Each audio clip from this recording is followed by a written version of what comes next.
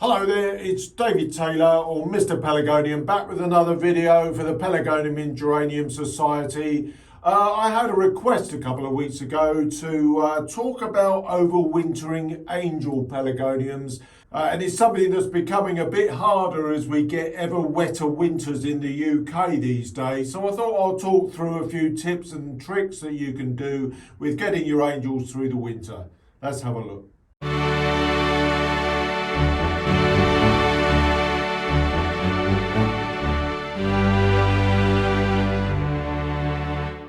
Yes, hello there again. It's always an interesting one, Angel Pelargoniums. Angels find themselves in a group of plants that have got these very thin little fine stems that really succumb to botrytis at the very earliest moment. So we do have to treat them a little bit differently. We have to take a few more precautions with them over the winter. Now, I actually haven't taken any larger angel plants through the winter this year. Now, I have got one, this scented variety, Prince of Orange, grows almost identically. It's got the little small serrated type leaves. They are scented, but then a good number of angels are scented as well.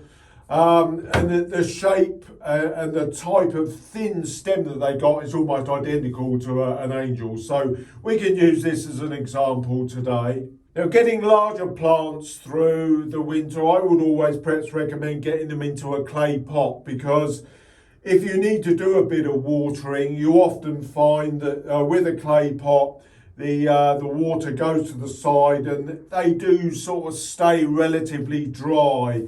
And that's one of the key things that you're going to have to do with Angel Pelargoniums in getting them through the winter. You need to ensure that they stay pretty much on the dry side. So I've got a few things that you're going to need to keep an eye on here, so I'm just going to zoom into the plant.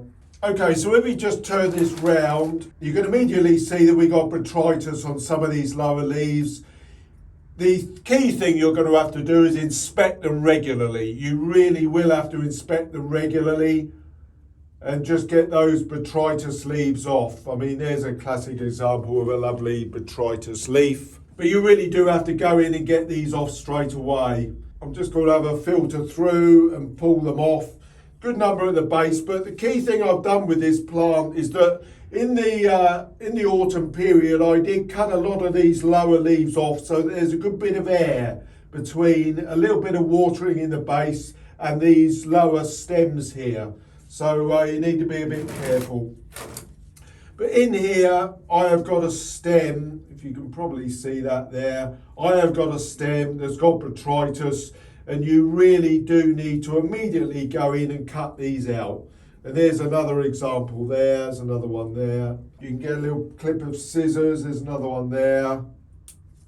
Just cut them out. It's vital that you get these out. It really is, as soon as you begin to see them.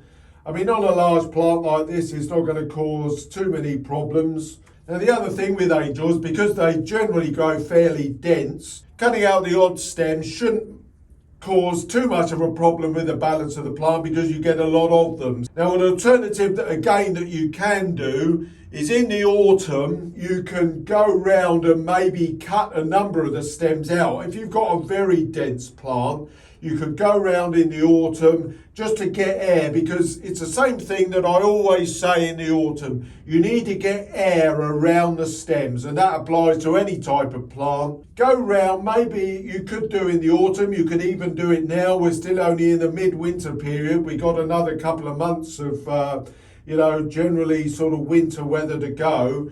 You could take a few out. You could go round and snip a number of these stems out to enable air to move around the plant. I have got some botrytis stems here. There's another one that I'm just going to go around and cut out. As I say, I'm just using this as an example. It is actually a scented variety, Prince of Orange, but it's very, very similar to an angel.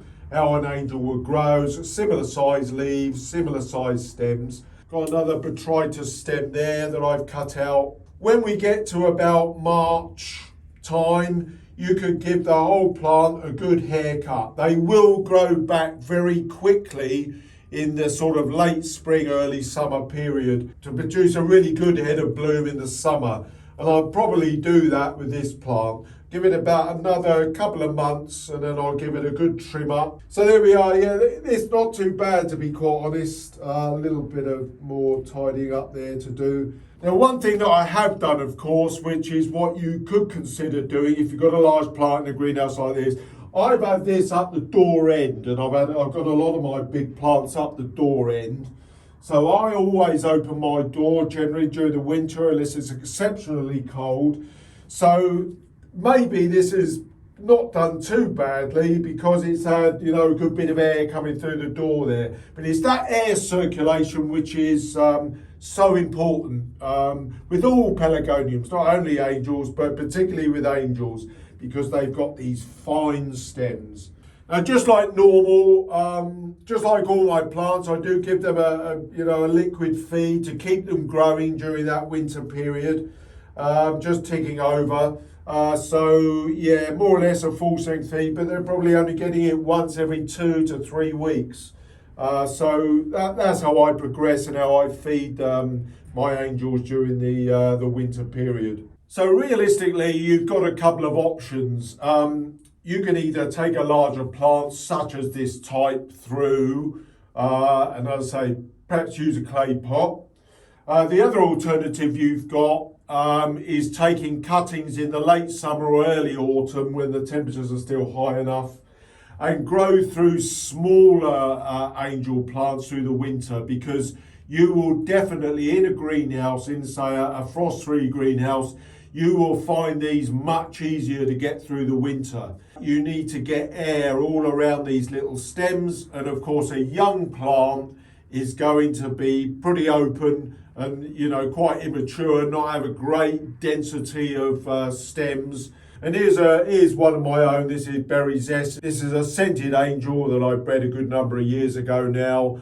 But this is what I'm doing at the moment. I just take a number of cuttings in the late summer, early autumn, and I overwinter them. These have been potted on. In fact, this is, I'll just bring it a bit closer to the camera. This is 2 plants in one small pot. This is a 3.5-inch pot. Got 2 plants stuck together. And what I will do, I will pot these up in the spring to make a really good bush plant that'll grow very fast in the summer. Because the thing you need to remember as well with angels is that in the spring and through into that summer period, angels do grow very fast.